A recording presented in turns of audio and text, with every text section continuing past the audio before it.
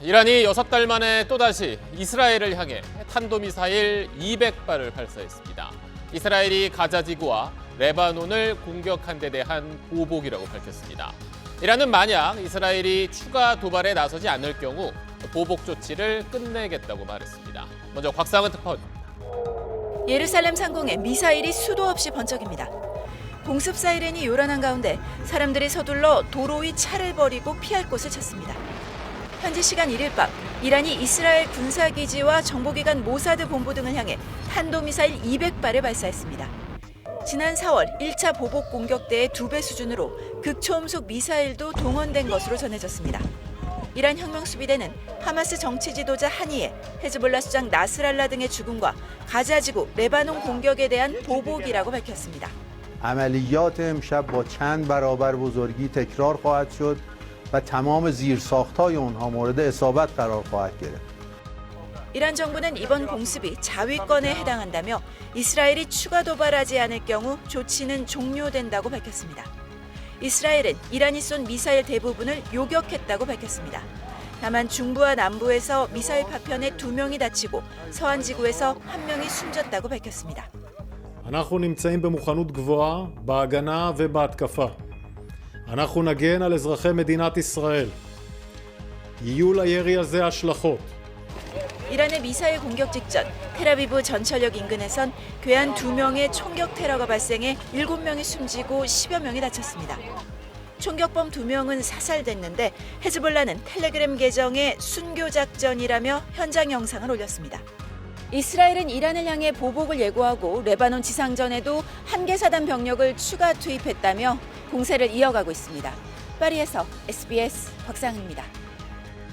이스라엘은 이란이 큰 실수를 저질렀다며 방금 들으신 것처럼 곧바로 보복을 선언했습니다.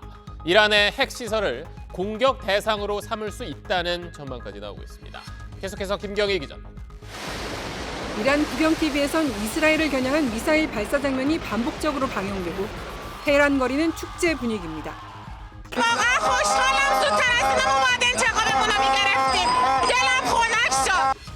반면 주유소에는 연료를 사주려는 차량 행렬이 이어졌습니다.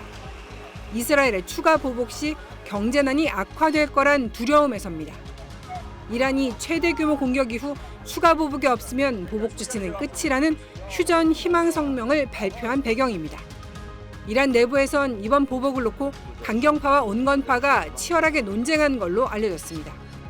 네타냐후 이스라엘 총리는 추가 보복을 공언했습니다. איראן עשתה הערב טעות גדולה, והיא תשלם על כך. מי שתוקף אותנו, אנחנו תוקפים אותו. 당장 이스라엘 내부에선 하마스와 헤즈볼라 등 이란 대리 세력들이 무너졌을 때 이란 핵시설을 공격해야 한다는 주장이 터져나오고 있습니다. 지난 4월 이란 공격엔 공군기지 폭격에 그쳤지만 이번엔 우라늄 농축시설을 파괴해야 한다는 겁니다. 뉴욕타임스는 미 당국자들의 말을 인용해 핵시설 공격이 검토되고 있다고 전했습니다. So we're going to see a very dangerous situation right now as Israel responds, I believe, in not a proportional manner. It is going to be a much greater than proportional manner. 이스라엘이 요인 암살이나 석유시설 등을 공격할 거란 관측도 나오고 있습니다.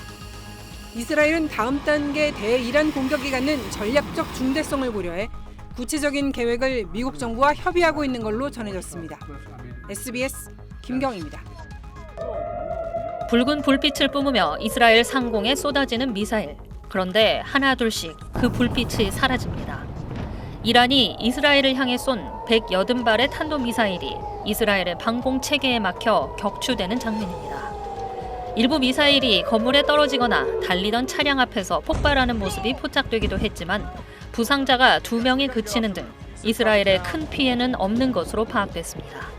이스라엘의 다층 미사일 방공체계가 위력을 과시한 겁니다.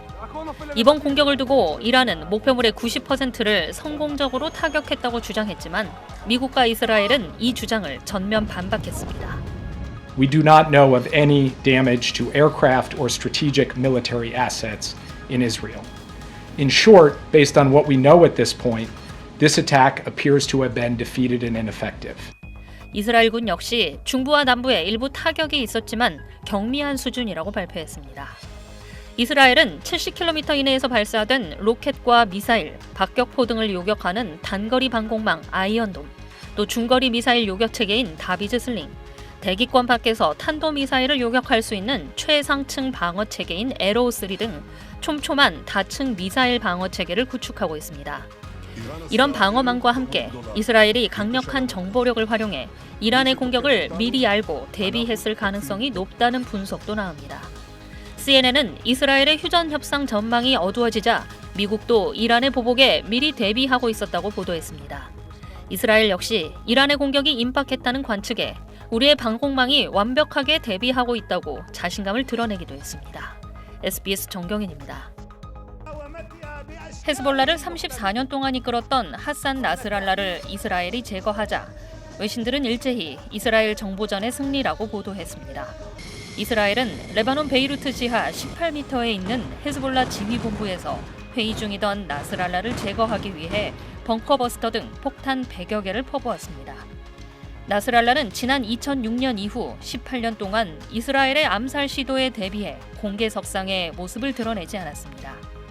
헤즈볼라가 자체 운영하는 라디오와 위성 TV를 통해서만 메시지를 내왔습니다. 외신들은 이런 상황에서 이스라엘이 헤즈볼라 지휘본부를 정밀 타격한 것은 이스라엘의 정보원이 헤즈볼라 내부 깊숙이 침투해 있었음을 시사한다고 전했습니다.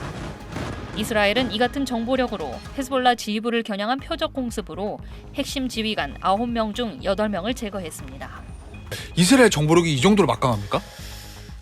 이미 나스랄라 전에 헤즈볼라의 지휘부가 다 죽었잖아요. 10명 이상 정도의 헤즈볼라 지휘부가 다 암살됐기 때문에 사실상 헤즈볼라가 이용하고 있는 내부 통신망이 다 털렸다. 예, 그렇다고 봐야죠. 근데 이제 나스랄라도 본인이 털릴 줄 암살될 수도 있다는 걸 알았겠죠. 네네네. 그동안 이스라엘이 암살할 기회가 없었는데 이번에 우연히 어딘지 알았어 해서 때린 게 아니라 다 위치와 정보 다 들고 있었는데 네. 뭐 지난달 작년에도 때릴 수 있었는데 지금 타이밍을 봐가지고 때렸다 이 말씀이신 거죠? 그렇죠.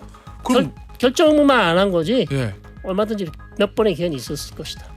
영국 일간 텔레그래프는 네타냐후 이스라엘 총리가 뉴욕에서 유엔 총회 연설을 하기 전 나스랄라 제거 작전을 승인했고 나스랄라는 연설을 보던 중 당한 것으로 추정된다고 보도했습니다.